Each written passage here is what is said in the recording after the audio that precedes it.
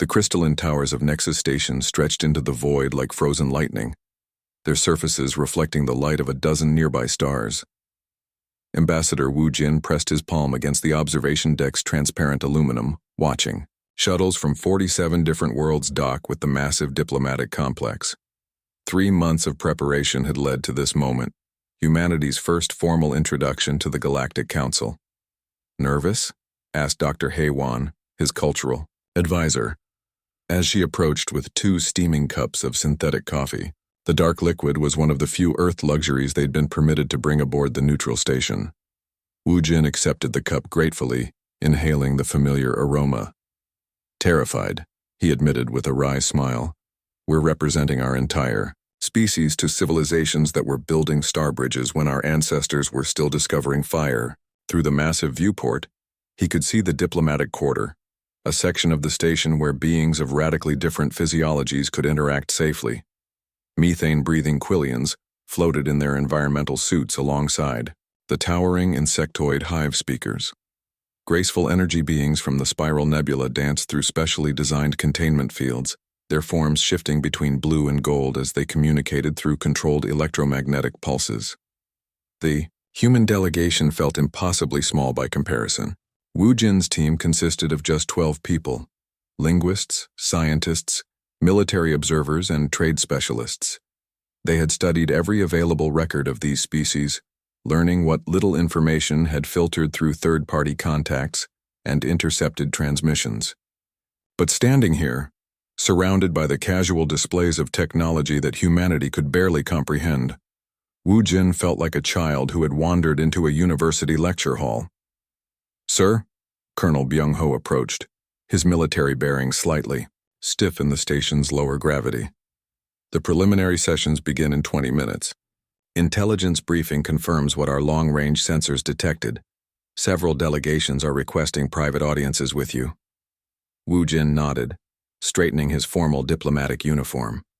The dark blue fabric bore Earth's new interstellar insignia, a stylized representation of humanity's home system surrounded by olive branches and reaching hands.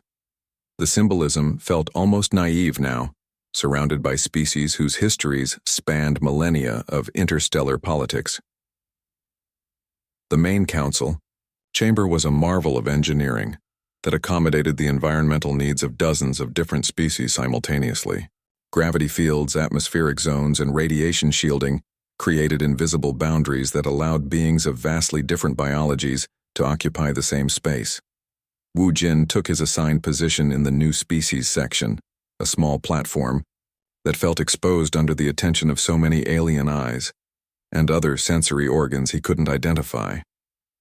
Chancellor Mordux, a being that resembled a collection of floating geometric shapes, called the session to order. His translated voice echoed through the chamber's sophisticated communication network. "We gather today to formally recognize the species that calls itself human and their request for provisional membership in our collective." The next 2 hours passed in a blur of formal presentations. Wu Jin delivered humanity's prepared statement, outlining their technological capabilities, population statistics, and desire for peaceful cooperation. Several delegations asked pointed questions about human expansion patterns, military capabilities, and resource extraction methods. The queries felt more like an interrogation than a diplomatic welcome. As the formal session concluded, Wu Jin noticed a figure approaching from the shadows of the chamber's edge. Elder Veltar moved with the fluid grace of liquid mercury given form, her crystalline body refracting light into prismatic patterns. She was ancient even by galactic standards. Her species had achieved interstellar travel when most others were still confined to their homeworlds. "Ambassador Wu Jin." Her voice resonated like carefully tuned chimes, the translation matrix conveying both words and emotional undertones. "Might I request a private audience? There are matters we must discuss away from interested observers." Wu Jin glanced at Dr. Heywan, who gave an almost imperceptible nod. The elder's reputation preceded her. She was known as one of the few truly neutral voices in galactic politics, offering counsel that transcended the petty territorial disputes that plagued younger civilizations. They moved to a smaller chamber designed for confidential meetings. The space adjusted automatically to their physiological needs, providing optimal atmosphere, lighting, and gravitational fields. Elder Veltar's crystalline form seemed to pulse gently as she gathered her thoughts. "Your species intrigues me, young human," she began, her tone carrying the weight of centuries. "In my observations spanning 4,000 years, I have witnessed the rise and fall of dozens of civilizations. Some expanded too quickly and collapsed under their own ambitions. Others remained too insular and were eventually absorbed by more aggressive neighbors. Humanity appears to be walking a careful line between these extremes." Wu Jin leaned forward slightly. "We've learned from history, Elder. Our own history taught us the costs of unchecked expansion and the dangers of isolation. We seek balance." "Balance," Veltar repeated, the word creating harmonic resonances in her crystalline structure. "A wise goal, but there are those among us who see your rapid technological advancement as concerning. The Keth Empire in particular views your species as a potential threat to their regional dominance." The mention of the Keth sent a chill through Wu Jin. Intelligence reports had identified them as one of the more militaristic members of the Council, a confederation of warrior species that had expanded their territory through conquest rather than diplomacy. "Elder," Wu Jin chose his words carefully, "humanity has no aggressive intentions toward any established civilization. Our expansion has been limited to uninhabited systems, and we've scrupulously avoided any territories claimed by other species." Veltar's form brightened slightly, perhaps indicating approval. "I believe your intentions are genuine, Ambassador, but intentions and perceptions are often different things. The Keth see your rapid expansion, your innovative technologies, your species, apparent adaptability, and they calculate threat probabilities." She moved closer, her voice dropping to what might have been a whisper if she possessed vocal cords. "There are rumors, young human. Whispers in the deeper chambers where older species gather.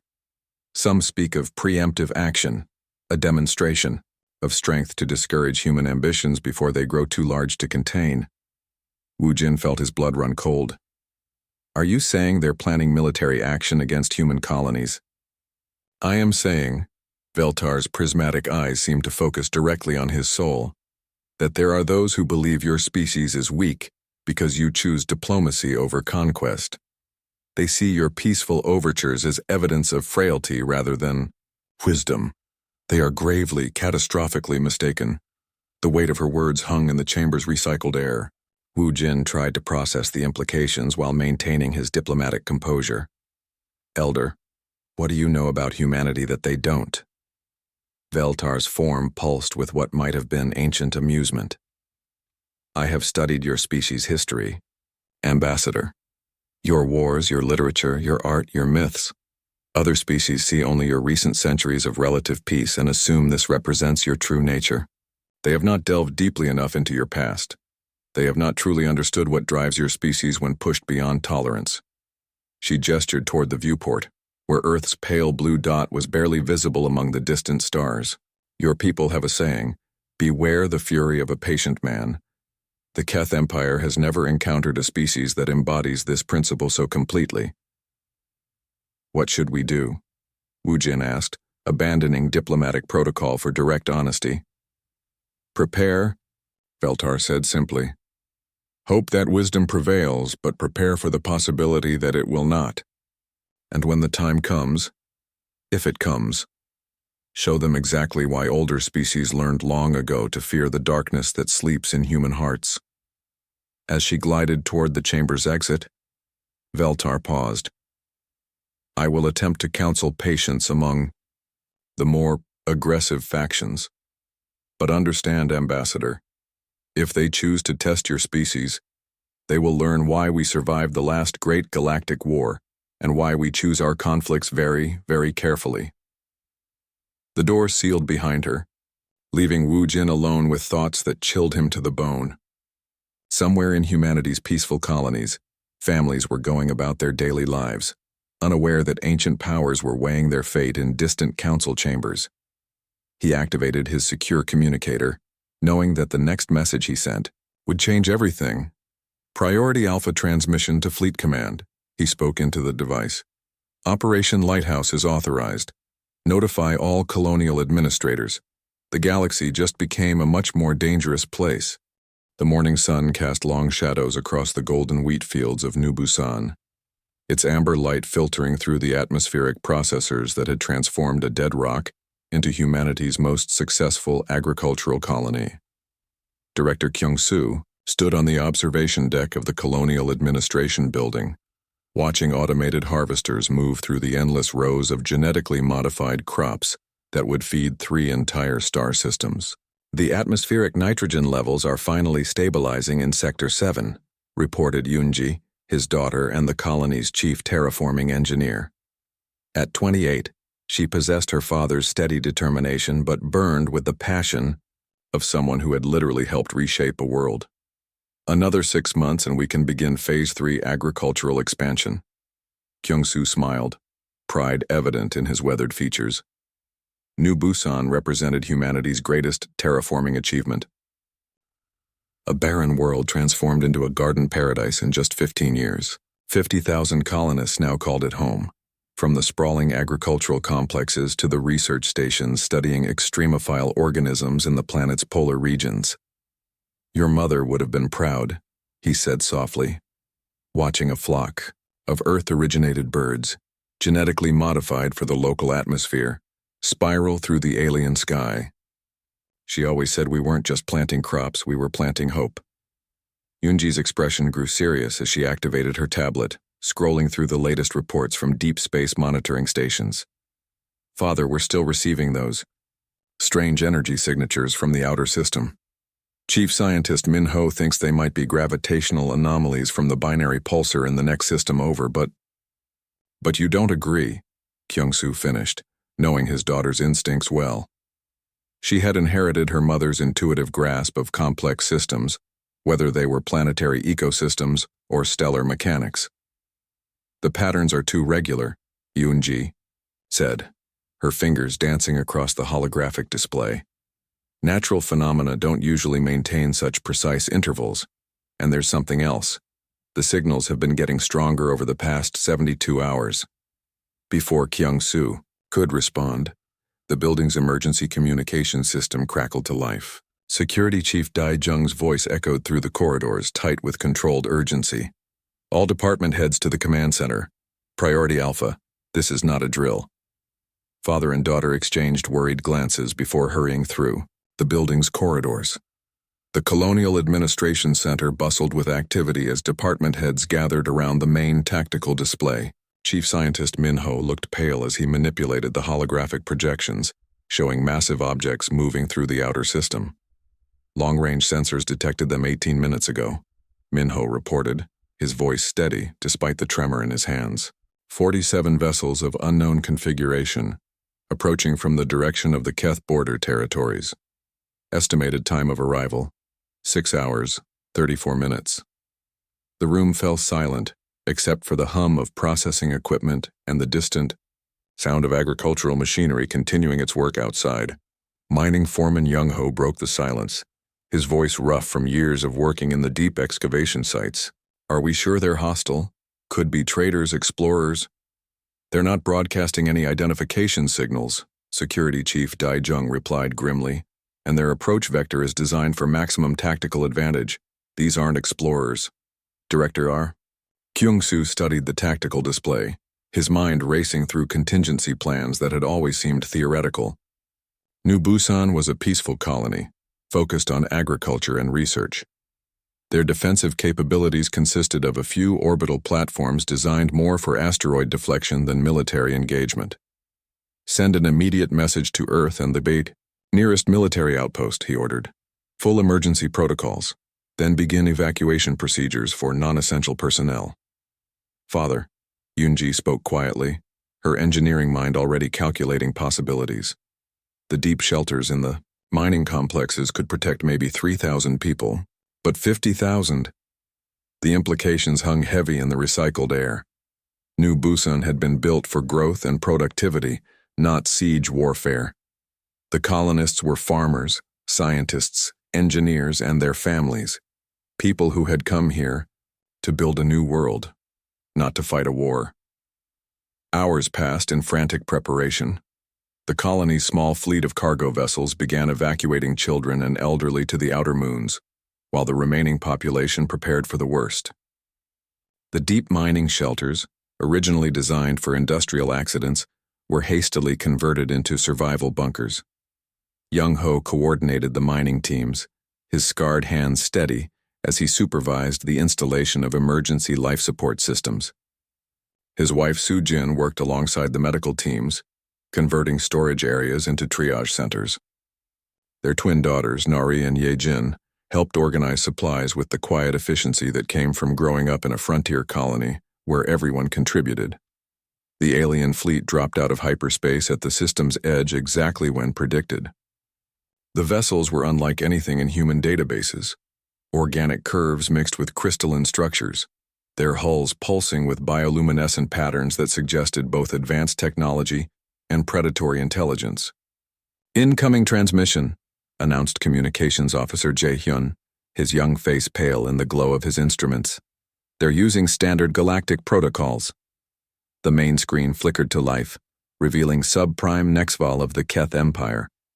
His species resembled a cross between a reptile and a crustacean, with chitinous plates covering most of his visible body and eyes that burned with cold intelligence. When he spoke, the translation matrix converted his hissing tones into coldly, formal human language. "Primitive colony of the species known as human." Nexaval's voice carried the weight of absolute authority. "You have been selected for a demonstration of Keth superiority. Your rapid expansion and technological development has been deemed problematic. You will surrender all colonial assets and submit to Keth administration. You have one of your planetary rotations to comply." Director Kyung-soo stepped forward, his diplomatic training warring with his protective instincts. "This is Director Kyung-soo of the New Busan colony. We are a peaceful agricultural settlement with no military significance. We request time to contact our government and request." "Denied," Nexaval interrupted, his mandibles clicking in what might have been amusement. "Your species' reputation for negotiation is well known to us. It is also irrelevant. Comply or be removed." The transmission ended, leaving the command center in stunned silence. Outside, the normal sounds of colonial life continued. Children, playing in the residential sectors, agricultural equipment humming through the fields, researchers debating theories in the science complexes, 50,000 people going about their lives, unaware that they had been sentenced to death by creatures they had never met. "How long?" Kyung-soo asked quietly. "Based on their deceleration patterns," Minho calculated grimly. "They'll achieve orbital position in 14 hours. After that," he didn't need to finish. Everyone understood orbital bombardment doctrine. The Keth wouldn't risk a ground invasion when they could simply sterilize the planet from space. Yoon-ji moved to her father's side, her hand finding his. "The emergency beacon to Earth?" "Transmitted 4 hours ago," Dae-jung confirmed, "but even at maximum FTL speeds, the nearest military response is 3 days away." Young-ho stood slowly, his weathered face reflecting the determination that had driven him to spend 30 years carving civilization from dead rock. "Then we hold for 3 days." "With what?" someone asked. "Agricultural drones and mining equipment?" "With whatever we have," Kyung-soo said firmly. "And with the knowledge that we represent more than just one colony. We represent humanity's right to exist among the stars." As night fell over New Busan, the colonists worked with desperate efficiency, the deep shelters filled with families saying goodbye to loved ones who would remain above ground. Emergency transmitters were hidden throughout the colony, designed to broadcast witness accounts of whatever was to come. In the depths of the primary mining complex, Yoon-ji made final adjustments to the quantum communication array, a piece of experimental technology that might, if they were very lucky, get one final message through the Keth jamming fields. "If we don't make it," she told her father, her voice steady despite the tears in her eyes, "Earth needs to know what happened here. They need to understand what they're really fighting." Above them, alien stars wheeled overhead, beautiful and indifferent to the human drama playing out below. and in the depths of space, 47 Keth warships moved into position, their weapons charging for an act of extermination that would echo across the galaxy. The peaceful colony of New Busan had 18 hours left to live, but in those final hours they would show the universe exactly what it meant to be human. The plasma bombardment of New Busan lasted 6 hours and 17 minutes. When the orbital fires finally stopped, the golden wheat fields were glass, the atmospheric processors were twisted metal sculptures, and 50,000 dreams of a better tomorrow had been reduced to radiation and ash. Captain Sora arrived 3 hours too late, her destroyer UES Defiance dropping out of hyperspace to find only debris and the fading thermal signatures of Keth warships. The planet below still glowed, with residual heat from the bombardment, its surface scarred with impact craters that would remain visible from orbit for centuries. "Survivors?" she asked quietly, her knuckles white as she gripped the command chair's armrests. Lieutenant Dong Ho worked frantically at his sensor station, his grandmother's stories of the resource wars suddenly feeling terrifyingly relevant. "Deep Mining Complex 7. I'm reading life signs, faint, but..." His voice broke. "Captain, it's maybe 3,000 people, out of 50,000. Sora closed her eyes for a moment, allowing herself that brief luxury of grief before duty reasserted itself. "Get me a channel to whoever's in charge down there." The view screen flickered to life, revealing Director Kyung-soo's haggard face. Behind him, the emergency lighting of the mining shelter cast harsh shadows on walls that had never been intended as a tomb for an entire civilization. "Captain," Kyung-soo's voice carried the weight of unbearable loss. "My daughter, Yunji. She got the final transmission out before the arrays were destroyed. Did Earth receive it?" "They received it, Director." The whole of human space heard New Busan's last words. Sora's military bearing couldn't entirely mask her fury. "We're beginning immediate evacuation of survivors. Tell me," Kyung-soo gripped something off-screen, perhaps his daughter's hand. "Tell me Earth is going to make them pay for this." Sora's smile was cold as the void between stars. "Sir, you have no idea what you've just set in motion." 18 hours later, President Jin Woo stood before the emergency session of the Colonial Parliament, his weathered features carved from granite as he addressed representatives from 47 human worlds. The chamber, usually filled with debates over trade routes and agricultural subsidies, now thrummed with barely contained rage. "The colony of New Busan has been destroyed," he began, his words falling into absolute silence. 50,000 of our people, farmers, scientists, children, murdered without provocation by an alien empire that views human life as inconsequential. The giant display behind him showed before and after images of New Busan. Golden fields, transformed into glass craters. Peaceful settlements replaced by smoking ruins. "They wanted to test our resolve," Jinwoo continued, his voice rising. "They wanted to see if humanity would bend the knee when faced with superior firepower. They have awakened something they do not understand." Admiral Taeho activated his secure communicator as the president spoke, sending authorization codes that had been theoretical for decades throughout human space. Hidden installations received signals that transformed peaceful colonies into something far more dangerous. On Mars, the Olympus military complex, disguised as a terraforming research station, opened blast doors that hadn't moved in 30 years. Commander Mi-young felt the deck plates vibrate as massive engines came online, revealing that the research station was actually humanity's most advanced carrier.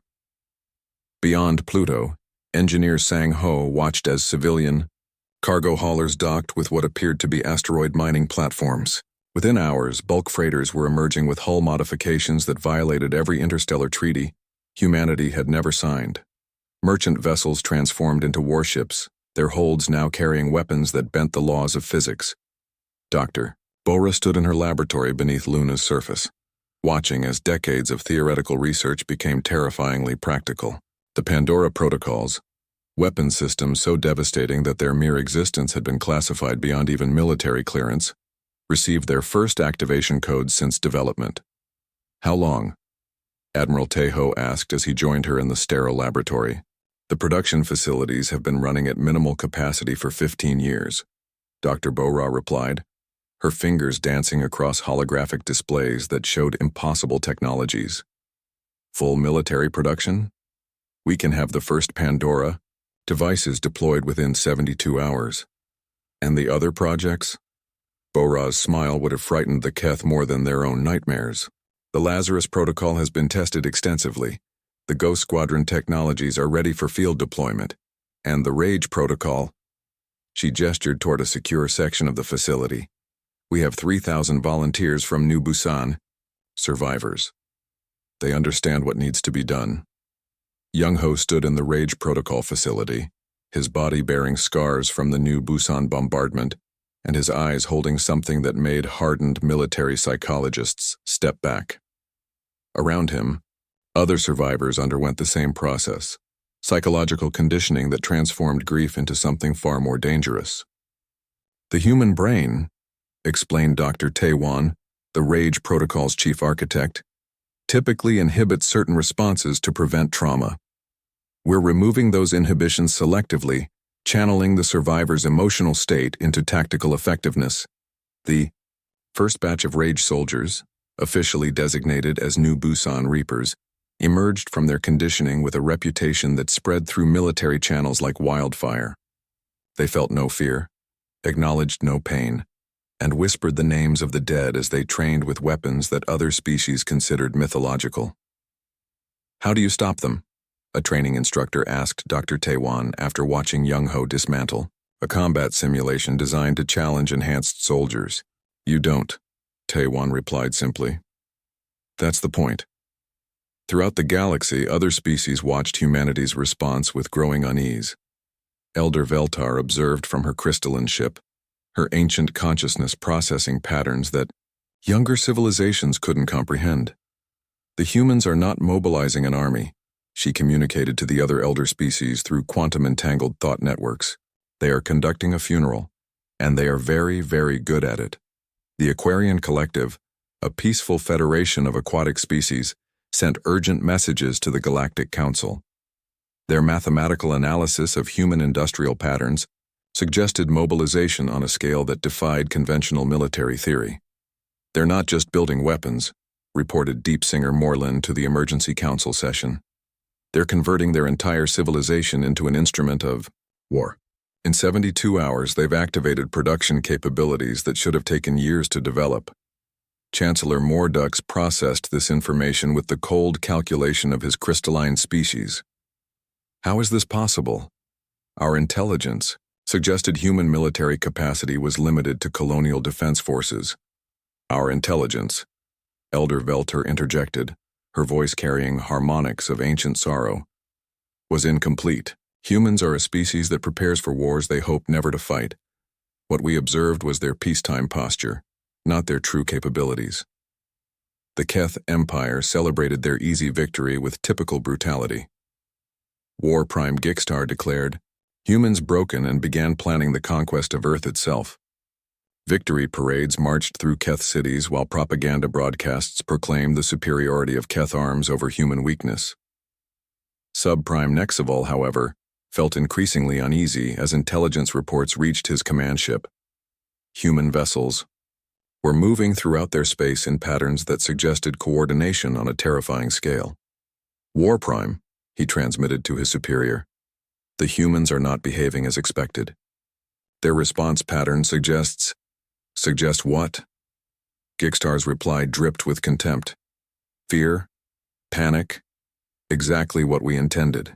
Prepare for the next phase. We will demonstrate human weakness to the entire galaxy. But Nexval studied the tactical displays with growing dread. The humans weren't fleeing or cowering. They were converging. Every human ship in 3 star systems was moving toward Keith space with the inexorable momentum of a natural disaster. Captain Sora stood on the bridge of the UES Retribution, Admiral Taeho's flagship that had emerged from beyond Pluto like a dark angel of vengeance. The massive vessel bore the names of New Busan's dead engraved in honor script along its hull. Fleet status? She asked, having been promoted to tactical command for the operation. 237 vessels operational, reported her new aide, Lieutenant Jiwan. Conventional forces, Ghost Squadron assets and... She paused, checking her classified displays. 12 Pandora-equipped ships. Sora nodded grimly. And the Reapers? Young Ho's unit is aboard the assault transports. They've requested permission to visit the Keth forward bases personally. Through the viewports, the assembled human fleet stretched beyond sight. Warships that had emerged from hidden shipyards, civilian vessels transformed into instruments of retribution, and experimental craft that represented humanity's darkest technological achievements. Signal from Admiral Tejo, G1 announced. Fleet-wide transmission on all channels. The Admiral's weathered face appeared on screens throughout the Armada. His words were simple, carrying the weight of a species, pushed beyond its breaking point. The first Keth outpost to encounter humanity's true nature was Xerion Prime, a military installation that had stood unconquered for 3 centuries. Base Commander Yexethul had dismissed the approaching human fleet as another futile gesture of defiance, like the smaller species that occasionally tested Keth resolve before being crushed. That confidence lasted exactly 17 minutes.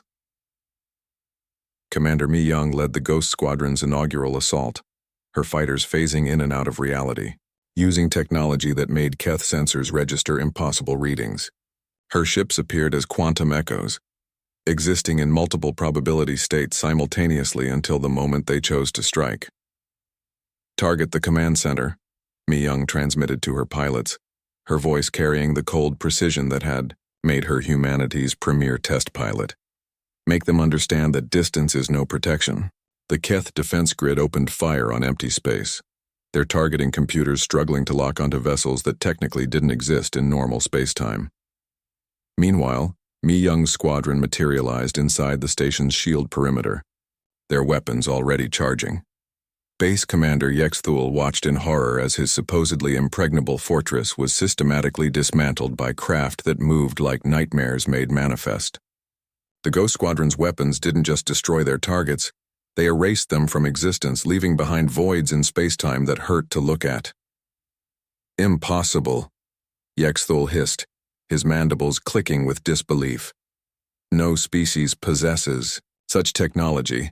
His communications officer, Sub-Commander Rexnan, frantically transmitted warnings to other Keth installations. The humans, they're not using conventional physics. Our countermeasures are useless. But the Ghost Squadron was only the beginning. Admiral Tejo's main fleet arrived like a storm front of metal and fury.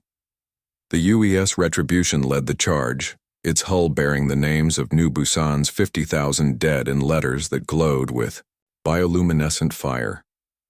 Behind it came vessels that shouldn't have existed, warships disguised as cargo haulers, research stations that revealed themselves as carriers, and merchant craft bristling with weapons that bent the laws of nature. Dr. Bora's first Pandora weapon debuted at Xerion Prime with devastating efficiency. The gravitational implosion device didn't simply destroy the station's main reactor. It convinced local spacetime that the reactor had never existed. The resulting paradox wave swept through the installation, unmaking everything it touched.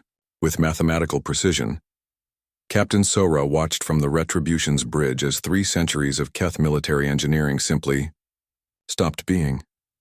Where Xerion Prime had commanded the system's strategic choke point, only empty space remained, as if the station had been an elaborate hallucination. "Any survivors?" she asked. Though the question felt absurd given what they'd just witnessed, Lieutenant G1 checked her sensor readings twice before responding. "Ma'am, there's nothing left to survive. The Pandora device didn't destroy the station. It convinced the universe that building materials never formed into that particular configuration." "Good," Sora said coldly. "Signal the fleet. Next target." Dikao. News of Xerion Prime's impossible destruction spread through Keth space like a virus of terror. War Prime Gixtar convened emergency sessions with his military council, their discussions dominated by reports that defied everything they understood about warfare. "They're not fighting like any known species," reported Fleet Admiral Zorketh, his usually confident demeanor shaken. "Their vessels appear in multiple locations simultaneously. Their weapons violate fundamental laws of physics. And their soldiers?" He paused, mandibles clicking nervously. Their soldiers are not entirely sane. The mention of human ground forces sent ripples of unease through the assembled Keth commanders. Young Ho and his new Busan Reapers had made their debut at the fortress world of Kethlarin, and the reports from surviving defenders bordered on the mythological. "They feel no pain," whispered Defense Coordinator Mexival, her voice trembling despite her species' predatory nature. "We hit them with plasma fire that should have vaporized organic tissue, and they kept advancing. They whisper names, human names, as they work. And their eyes." She shuddered. "Their eyes hold something that makes our strongest warriors flee rather than engage." Young Ho's unit had indeed become something beyond conventional soldiers. The Rage Protocol had channeled their grief into a form of tactical madness that transformed them into living weapons. They felt no fear because they had already lost everything that mattered. They acknowledged no pain because physical suffering could never match the emotional devastation of watching their world burn. Sergeant Ha Yun, one of Young Ho's surviving squad leaders, had personally eliminated an entire Keth company using nothing but mining tools and an unshakable belief that the dead deserved justice. Her squad's helmet recordings, transmitted back to Human Command, showed her methodically hunting Keth soldiers through their own fortress while reciting the names of New Busan's children. Sujin's daughter, Nari, age 7. Ha Yun's voice echoed through the fortress corridors as Keth warriors fled from shadows. Loved strawberries and wanted to be a terraforming engineer like her aunt. Killed by orbital bombardment while playing in the colony's central park. The psychological impact on Keth forces was immediate and devastating. Soldiers who had never known defeat began requesting transfers away from sectors where humans operated. Some simply deserted, preferring exile to facing the creatures that had emerged from humanity's deepest grief. Engineer Sang Ho's greatest achievement manifested during the siege of Fortress Beta 7, a Keth stronghold that commanded 3-star systems. The fortress had withstood attacks from multiple species for over a millennium, its adaptive shields and self-repairing hull making it effectively immortal. The human solution was characteristically elegant and terrifying. Lazarus Protocol confirmed operational, Sang Ho reported to Admiral Tejo from his command ship, the converted freighter UES Phoenix Rising. Target vessel selected and quantum signature locked. The UES Determination, a destroyer that had been destroyed during the initial assault on Beta 7, reappeared in the fortress's primary docking bay. The ship materialized exactly as it had existed moments before its apparent destruction, complete with crew, weapons, and a very specific mission profile. Captain Jamin led the boarding action personally, his ship having been quantum reconstructed, specifically to infiltrate the fortress's impenetrable defenses. The Lazarus Protocol allowed human vessels to be destroyed and reconstituted at will, making conventional defensive strategies worthless. How do you defend against enemies who consider death a temporary inconvenience? Fortress Commander Gexthor demanded of his staff as human soldiers poured through corridors that should have been sealed against all intrusion. The answer, as his dying fortress demonstrated, was that you didn't. Subprime Nexval found himself commanding the remnants of what had once been the Keth Empire's most formidable fleet. In 3 weeks of warfare, humanity had reduced 17 star systems to scattered debris and terrified survivors. Every battle revealed new impossibilities. Ships that existed in multiple states of reality, weapons that edited the laws of physics, and soldiers who treated warfare as a religious obligation. Warprime, he transmitted desperately to Gixtar. We must negotiate. They're not an army, they're a force of nature. Every victory costs us more than defeat. Gixtar's response crackled with desperate fury. We are the Keth. We do not negotiate with inferior species. But even as he spoke, Gixtar watched tactical displays that showed human forces converging on the Empire's core worlds. The humans weren't just winning, they were systematically erasing Keth military capability with surgical precision. They destroyed command structures while leaving civilian populations unharmed, eliminated weapons platforms while preserving industrial infrastructure, and captured strategic positions without causing unnecessary casualties. It was, Nexval realized, with growing horror, the behavior of a species that planned to occupy and administer, conquered territory rather than simply destroy it. Captain Sora intercepted Nexval's desperate transmissions to his superiors, her ship's advanced communication arrays easily penetrating Keth encryption. Her response was transmitted on all Keth military frequencies, ensuring every surviving soldier heard humanity's judgment. Subprime Nexval, this is Captain Sora of the Human Colonial Defense Force. New Busan sends its regards. The accompanying tactical display showed the human fleet's true scope. Over 300 vessels converging on the Keth homeworld, like an avalanche of vengeance. Each ship bore the names of the dead in scripts that glowed with bioluminescent fire, turning the fleet into a floating memorial that stretched across light years. Elder Veltar observed the carnage from her neutral vessel, her crystalline consciousness, processing warfare unlike anything in galactic history. She transmitted a final warning to the Galactic Council, her words carrying the weight of ancient wisdom. The humans are not conquering the Keth Empire.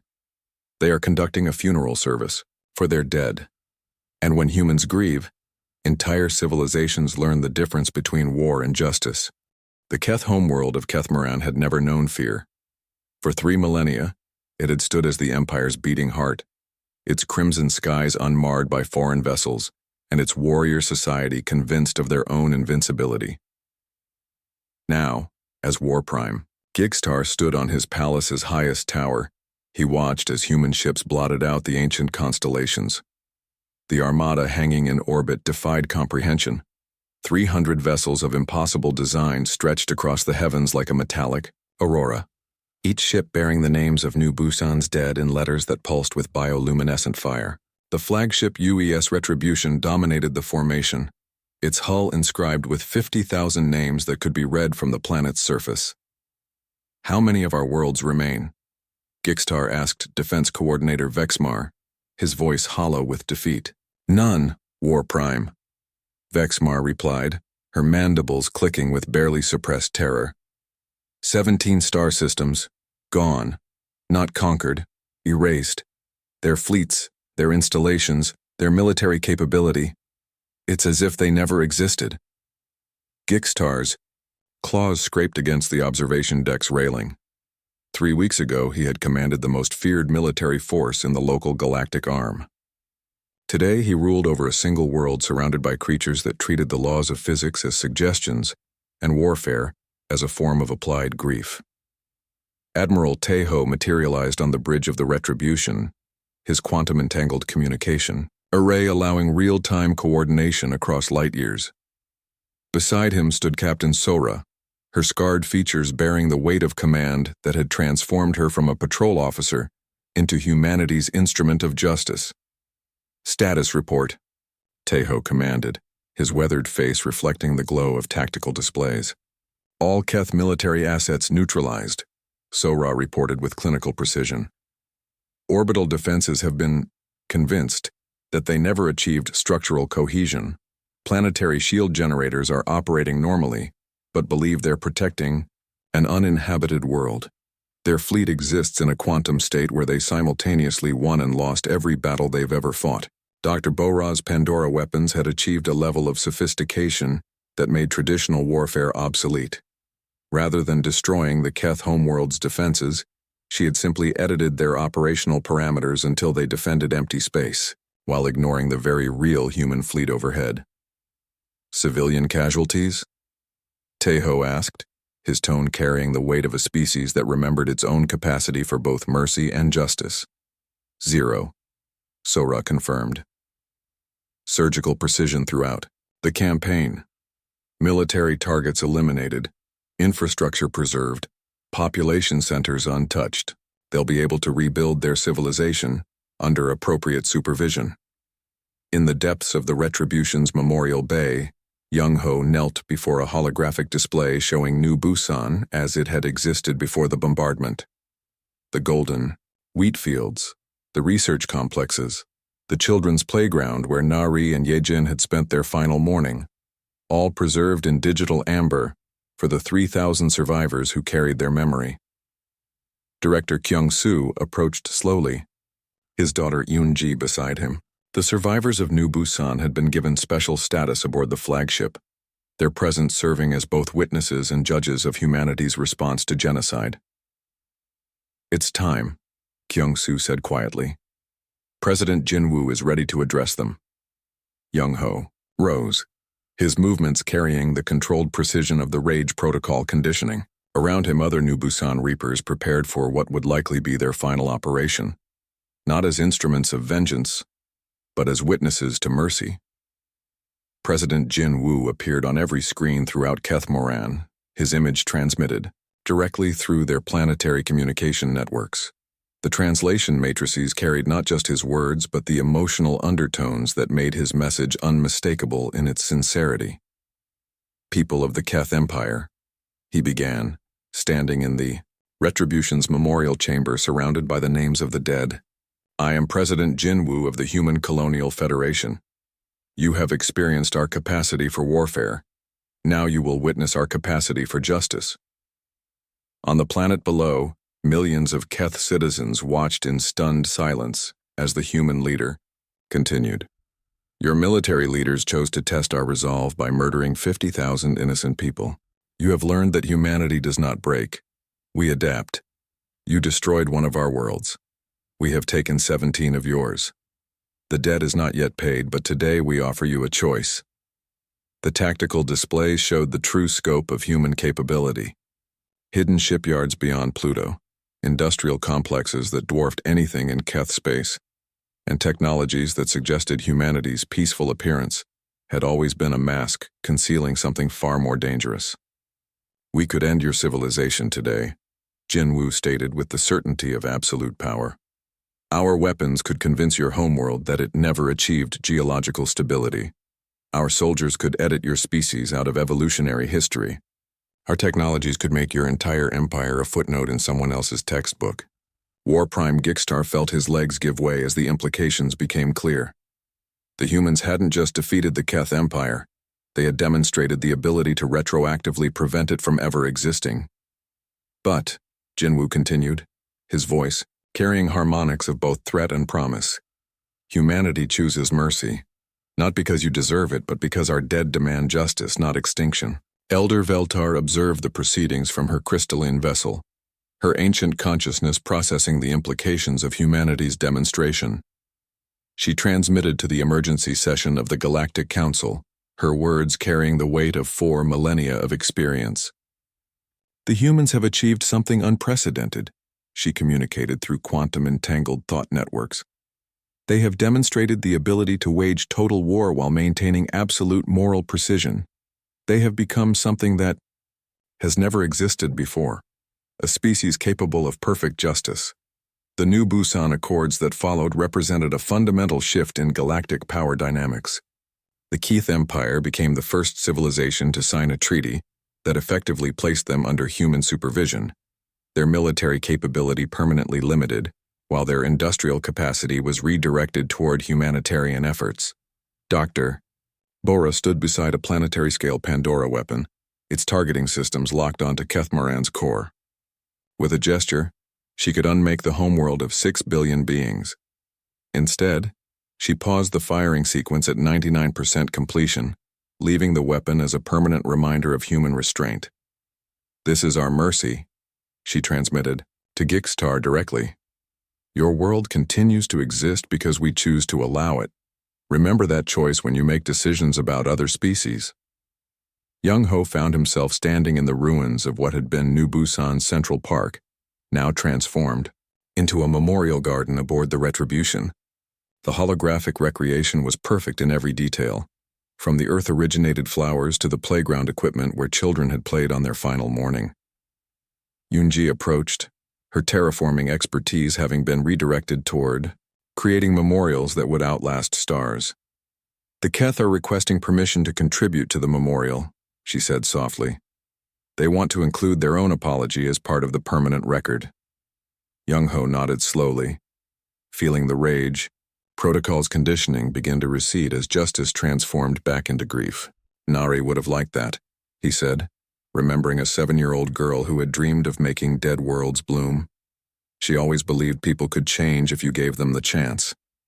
The ceremony concluding the new Busan Accords took place, in orbit above Kethmaran, with representatives from dozens of species witnessing humanity's demonstration of justice tempered by mercy. Ambassador Wu Jin, no longer the nervous diplomat who had first addressed the Galactic Council, spoke with the authority of a species that had proven its true nature. The galaxy has witnessed what happens when humanity is pushed beyond tolerance, he said, his words carried to every inhabited world through quantum communication networks. You have seen our capacity for both destruction and restraint. We extend our hand in friendship to all species, but remember New Busan when you choose how to grasp it. War Prime Gixtar knelt before the memorial to New Busan's dead, his species' traditional gesture of absolute submission. Around him, Keth engineers began converting their warships into vessels designed to carry relief supplies to worlds devastated by their own imperial expansion. Elder Veltar's final transmission echoed through the Galactic Council chambers. The Kai. Humans have taught us all a valuable lesson. There are worse things than war. There is human justice, and there are worse things than human justice. There is the knowledge that they could have chosen differently, and they chose mercy instead. As the human fleet prepared to return to their space, leaving behind a galaxy forever changed by their demonstration of perfect justice, the memorial ships carried more than just the names of the dead. They carried the promise that humanity would remember, would watch, and would ensure that the sacrifice of New Busan's 50,000 souls would prevent countless others.